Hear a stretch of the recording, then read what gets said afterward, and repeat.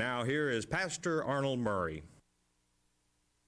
Good day to you. God bless you. Say, welcome to the Shepherd's Chapel. Welcome to this family Bible study hour. We're ready to get back in our Father's Word. We're going to go with Genesis chapter 23, verse 1.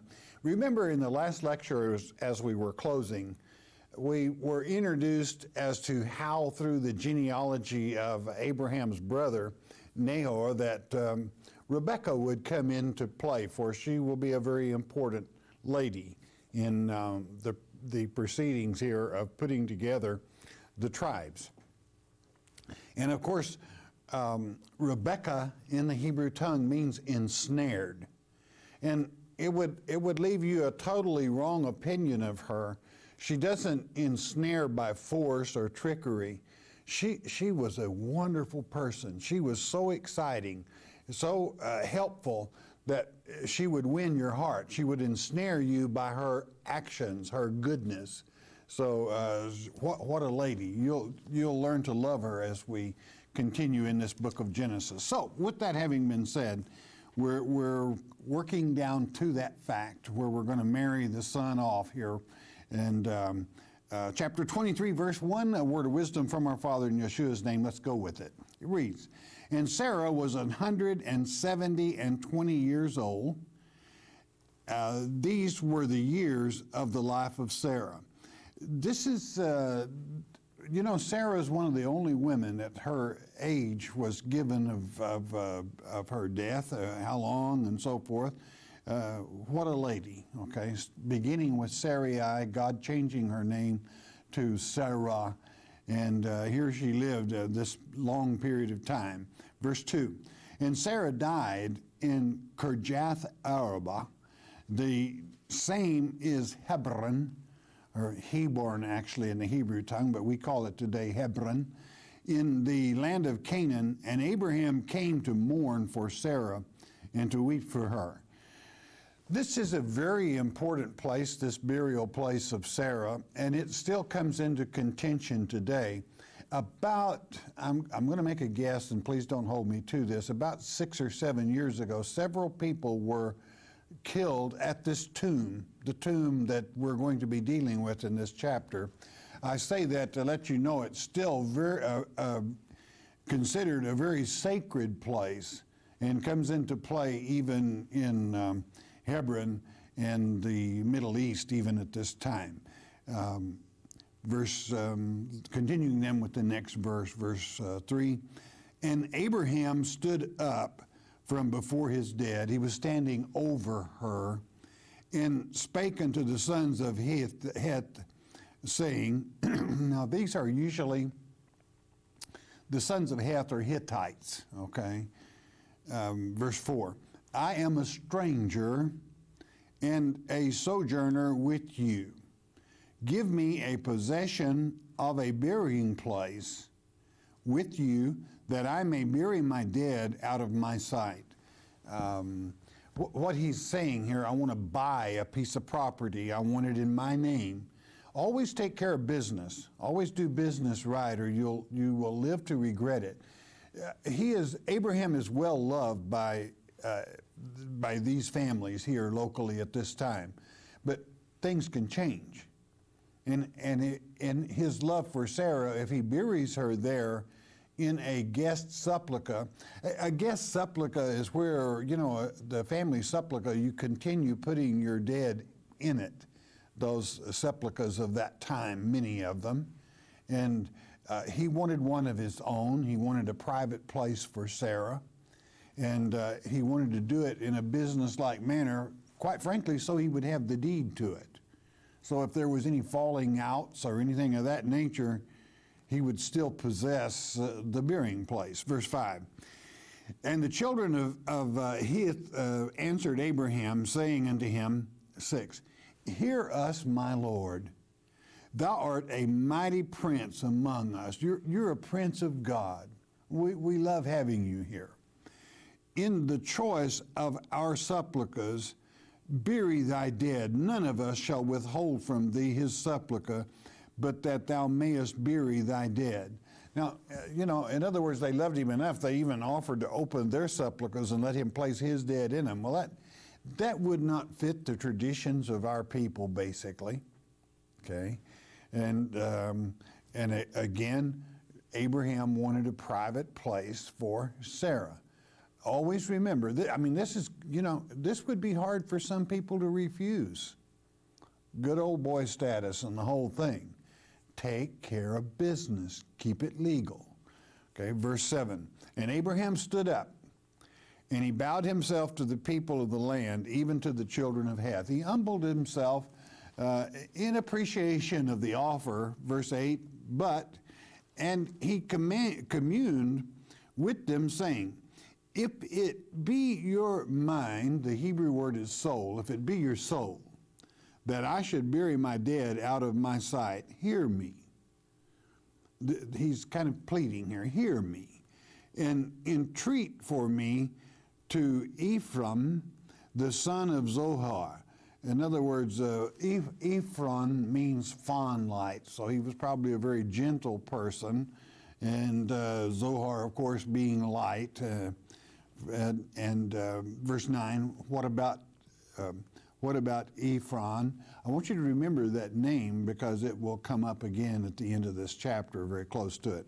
Verse 9, that he may give me the cave of Machpelah, that's to say the double cave, which he hath, which is in the end of his field, for as much money as it is worth, he shall give it me for a possession of a burying place amongst you. It's kind of out of his way. He doesn't use it for anything. It's kind of in the rough there. I want to buy that. I want to purchase it. I want it to be mine. Verse 10, and Ephraim dwelt among the children of Heth, the Hittites there, and Ephraim the Hittite answered Abraham in the audience of the children of Heth, even of all that went in at the gate of his city, saying, 11, nay, my Lord, hear me. The field give I thee, and the cave that is therein I give it thee. In the presence of the sons of my people give I it thee. Bury thy dead. In other words, I'm not using it for anything. It's on the end of my property. It's worth nothing to me. I want you to have it. Now, this would be tempting, my friends. And I'm sure that this man meant this from the very bottom of his heart. But business is business. Always take care of business. That's the lesson you want to learn from this. Let me tell you something. Because Abraham took care of business, this cave and this burying place continues even to this day, 2004. It's still very much in play, and like I said, certain people have even died because of it in a period of, I believe, about 7 years ago. Verse 12, in Hebron. Verse 12 reads, and Abraham bowed down himself before the people of the land. He humbled himself, and he really got down to business here. 13, and he spake unto Ephraim in the audience of the people of the land, where all these witnesses were present, saying, but if thou wilt give it, I pray thee, hear me. You listen to me. I will give thee money for the field. Take it of me, and I will bury my dead there. In other words, I want to do this legal. Now, naturally, he's running a chance of offending these people, but they have much love for him. Abraham is he's a very rich man. He has the price of the field, no doubt. Verse 14. And Ephraim answered Abraham, saying unto him, 15, my Lord, hearken unto me. Please listen to me. The land is worth 400 shekels of silver. What is that betwixt me and thee? Bury, therefore, thy dead. We're both wealthy. What is 400 pieces of silver? It means it's business. It means the difference between having a deed and not having a deed. That's where the difference is. Always take care of business. Verse 16. And Abraham hearkened unto Ephraim, he listened to him, and Abram weighed to Ephraim the silver, which he had named in the audience of the sons of Heth, 400 shekels of silver, current money, with the merchant. And there was merchants there, and it was weighed out and paid for. 17, and the field of Ephraim, which was in Machpelah, which was before Mamre, the field, and the cave which was therein, and all the trees that were in the field, that were in all the borders round about, were made sure. This word sure is a legal term which means titled, meaning he was given a title to it. It was guaranteed his. He bought it, he paid for it, and naturally, business-wise, he has the title to the piece of land. It's his now. Verse 18, unto Abraham for a possession in the presence of the children of Heth, before all that went in at the gate of his city. The gate, of course, is where business, that's the judgment gate, all right? That's where all the people sit in judgment of the people and legal business taken care of there. In some scriptures, it's recorded as pavement. It's the meeting place there at that gate, 19. And after this, Abraham buried Sarah, his wife, in the cave of the field of Machpelah before Mamre. The same is Hebron in the land of Canaan, and it is the same even to this day. Verse 20, and the field and the cave that is therein were made sure unto Abraham for a possession of a burying place by the sons of Heth. Now, it's important that you know that a thing took place here in Genesis chapter 49. I'm going to turn over to chapter 49 and read for you. You won't have it. That's okay. Make a note. Chapter 49, verse 28. And all these are the 12 tribes of Israel, and this is it that their father spake unto them and blessed them. Even one, every one according to his blessings, he blessed them. 29. And he charged them and said unto them, I am to be gathered unto my people. Bury me with my fathers in the cave that is in the field of Ephron the Hittite, in the cave that is in the field of Machpelah, which is before Mamre, in the land of Canaan, which Abraham bought with the field of Ephron the Hittite for a possession of a burying place. There they buried Abraham and Sarah, his wife. There they buried Isaac and Rebekah, his wife. And there I buried Leah. And we have 5 here in this cave. This cave, as I stated, still exists to this day as the burying place of those.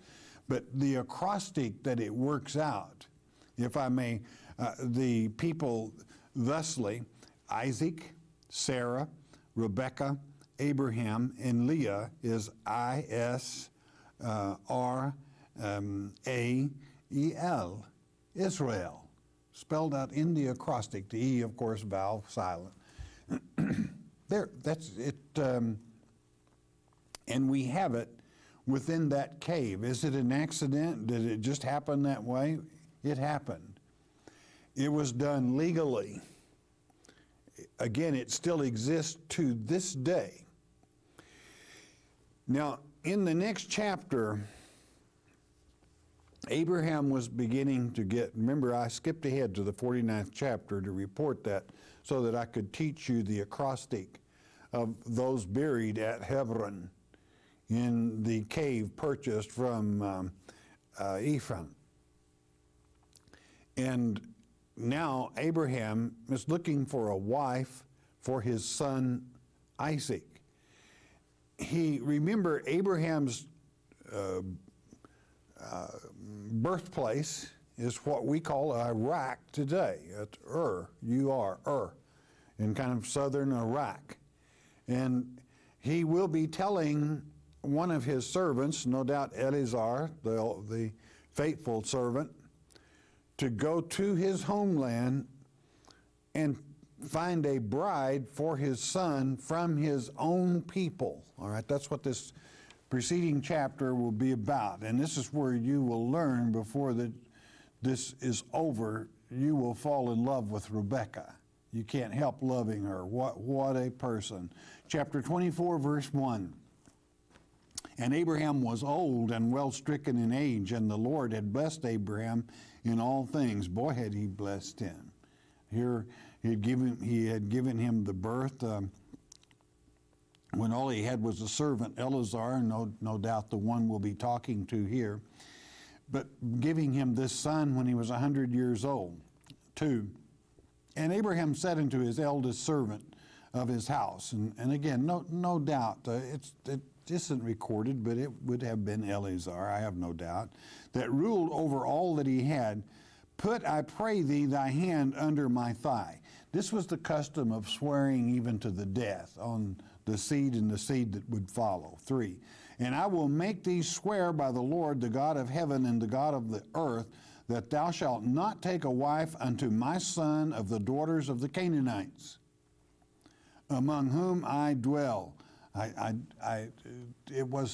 There was more to this. The Nephilim, the second influx, had intermixed with some of the Canaanites at this time.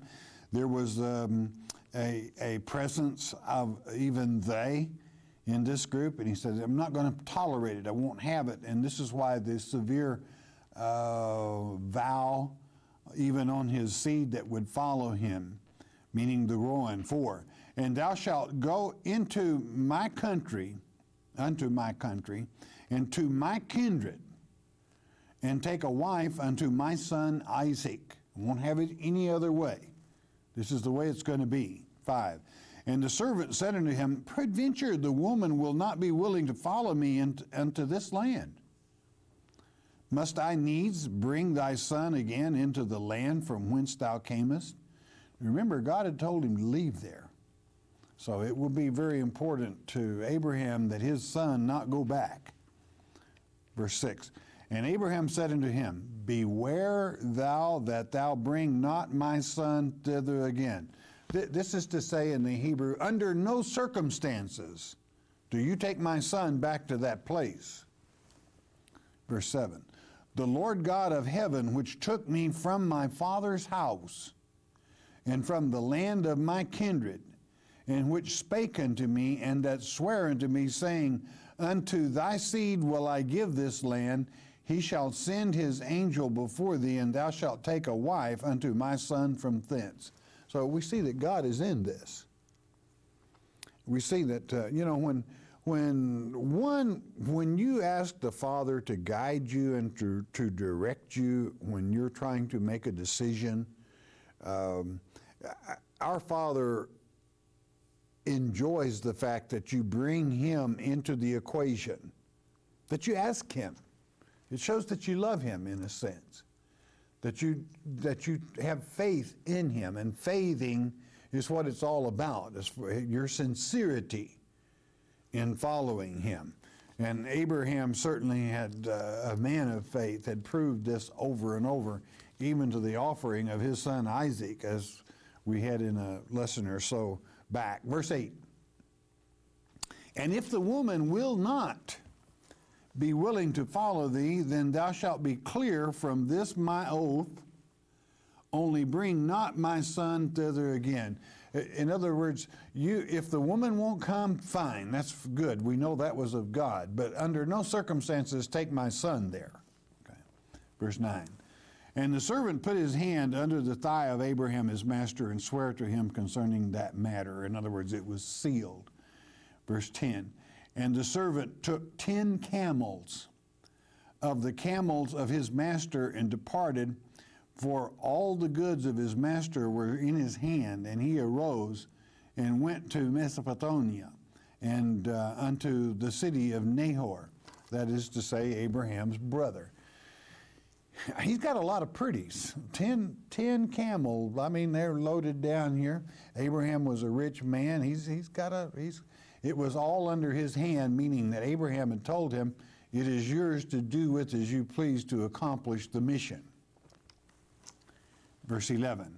And he made his camels to kneel down without the city by a well of water at the time of the evening, even the time that women go out to draw water. And I'm sure that this servant he's got quite a lot on him. He's got to pick a wife for his master. That's quite so he's going to have an equation and bring God into it. Listen carefully. 12. And he said, O Lord God of my master Abraham, I pray thee, send me good speed this day, and show kindness unto my master Abraham. 13. Behold, I stand here by the well of water, and the daughters of the men of the city come out to draw water. 14. And let it come to pass that the damsel to whom I shall say, let down thy pitcher, I pray thee that I may drink. And she shall say, drink, and I will give thy camels drink also. Let the same be she that thou hast appointed for thy servant Isaac. And thereby shall I know that thou hast showed kindness unto my master. Now, he's made this kind of a tough thing. He's not going to pick her. And there's a set of circumstances here. God had instructed Abraham to send him there, and God no doubt had a hand in this. He trusted and had enough faith in God to know that God could have the right woman come, that with these words, that being the condition, he would know that he had done well. 15. And it came to pass, before he had done speaking, that behold, Rebekah, the ensnarer, okay, or captivating, captivate your heart. Rebekah came out, who was born to Bethuel, that's to say, dweller in El, son of Milcah, Milcah being the queen, the wife of Nahor, Abraham's brother. Nahor means snorting. I don't know, maybe he was a rip snorter. I don't know why they would name him that. With her pitcher upon her shoulder. Here come the little lady. 16. And the damsel was very fair to look upon. She was beautiful. A virgin, neither had any man known her. And she went down to the well and filled her pitcher and came up. Little slip of a gal here. 17. And the servant ran to meet her and said, let me, I pray thee, drink a little water of thy pitcher. Now, I want you to get real well acquainted. You're going to find that Rebekah is vivacious. She doesn't just do things, well, maybe. She jumps. She runs. I mean, what she does quickly, energetically, willingly, and lovingly. That's why she will ensnare your heart. Verse 18. And she said, drink, my Lord. And she hasted, not just drug along, maybe, hasted, and let down her pitcher upon her hand and gave him drink. Verse 19. And when she had done giving him drink, she said, I will draw water for thy camels also, until they have done drinking. I'll water, 10 camels can slurp it up, I mean, we're talking about not a little chore here. But she just willingly jumped right in there. Verse 20. And she hasted. Got it? I mean, what a gal. Little slip of a gal here. She hasted and emptied her pitcher into the trough and ran again unto the well to draw water and drew for all his camels. What a gal. I mean, and like I say, she didn't do it half-heartedly. I mean, she got into it. Verse 21. And the man wondered at her, held his peace. The man wondering at her held his peace, to wit whether the Lord had made his journey prosperous or not. Why wouldn't he know? I mean, here, she's going to steal his heart anyway. It don't matter, okay? But she met all the requirements that he had petitioned God with. 22. And it came to pass, as the camels had done drinking, that the man took a golden earring and half a shekel weight, and 2 bracelets for her hands of 10 shekels weight of gold. I mean, we're talking about some pretties. We're talking about some really nice stuff here, okay? 23, and said, Whose daughter art thou? Tell me, I pray thee, is there room in thy father's house for us to lodge in? Verse 24, and she said unto him, I am the daughter of Bethuel, the son of Milcah, the queen, the which she bare unto Nahor. In other words, I am a granddaughter of Nahor. Verse 25, she said moreover unto him, we have both straw and provender enough and room to lodge in. We got a guest room, we got it all set for you. Just come on down. Verse 26, and the man bowed down his head and worshiped the Lord. I mean, every prayer answered. 27, and he said, Blessed be the Lord God of my master Abraham, who hath not left destitute my master of his mercy and his truth. I being in the way, the Lord led me to the house of my master's brethren. I'm right among his family. Nahor, his brother, Abraham's brother. 28.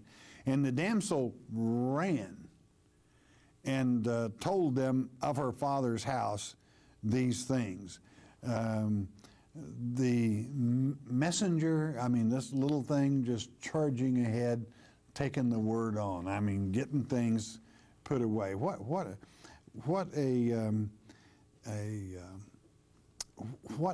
little lady she was. Vivacious, probably isn't even adequate. 29. And Rebekah had a brother, and his name was Laban. And Laban ran out unto the man, unto the well. Now, Laban was a little bit, the word means white, okay, Laban. But he no doubt observed the jewelry and stuff that his sister had. And I mean, after all, the man's got 10 camels. And Laban is the type of guy, this would get his attention, okay? He thought, boy, we got a lot of pretties here. So he charges right out there. I'm not saying he was a bad guy or anything. I just want you to know his disposition, okay? Verse 30, and it came to pass, when he saw the earring and bracelets upon his sister's hands, and when he heard the words of Rebekah his sister, saying, Thus spake the man unto me, that he came unto the man, and behold, he stood by the camels at the well. I mean, this got Laban's attention. We done been blessed. We got money present, all right? 31. And he said, Come in, thou blessed of the Lord, wherefore standest thou without? For I have prepared the house and room for the camels. He's being a good old buddy, isn't he? 32. That's all right, no problem here, but 32. And the man came into the house, and he ungirded his camels, and gave straw and provender for the camels, and water to wash his feet, and the men's feet that were with him. Okay, made them all, took care of them there. 33. And there was set meat before him to eat. But he said, I will not eat until I have told mine errand. And he said, Speak on. Let's hear what you got to say. Verse 34. And he said, I am Abraham's servant. 35. And the Lord hath blessed my master greatly. He's well, and he has become great. And he hath given him flocks and herds and silver and gold, and men servants and maid servants and camels and asses. He's a very wealthy man. Verse 36, and Sarah, my master's wife, bare a son to my master when she was old. She was 90 years old, remember? And unto him hath he given all that he hath. In other words, he has given everything, all these riches belong to this boy. 37.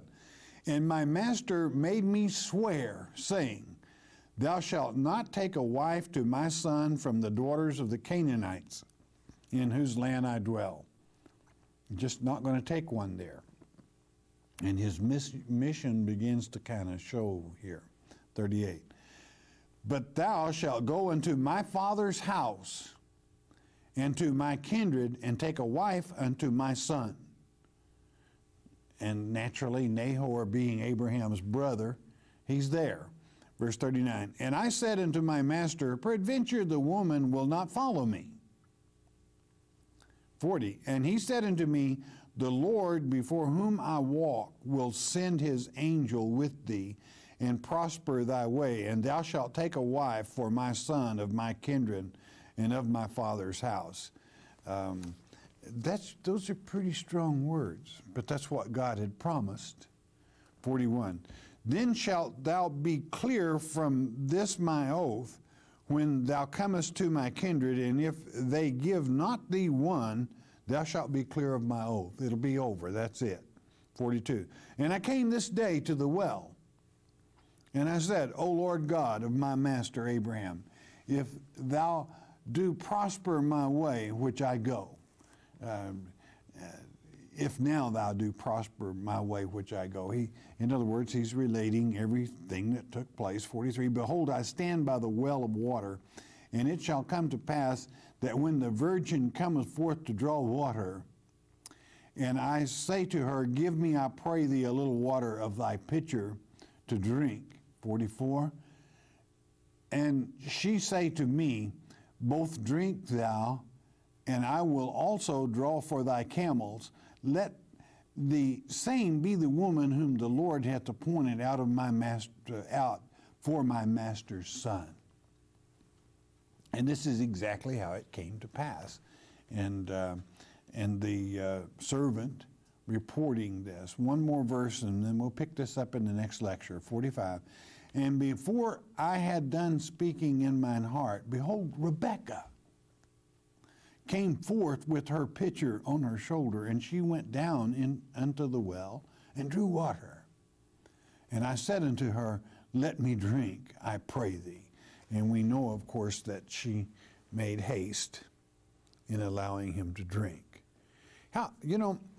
When you bring Father into the equation of your life, how much easier it is for you to know the things that he has taught us, in knowing that he cares for his children. He's going to take care of them. Example, even knowing where the dead are, our Father lets us know they're with him. And ultimately, we all will be. That he isn't a God that you have to really fear as long as you love him, revere, that same old Hebrew word that'll translate either way, fear or revere. In other words, fear or love. If you don't love him, you got something to be afraid of, all right. But anyway, that our Father takes care of his own. And how beautiful this story of Rebekah and Isaac. We'll pick it up in the next lecture. Don't miss it. All right, bless your hearts. You listen a moment, won't you please?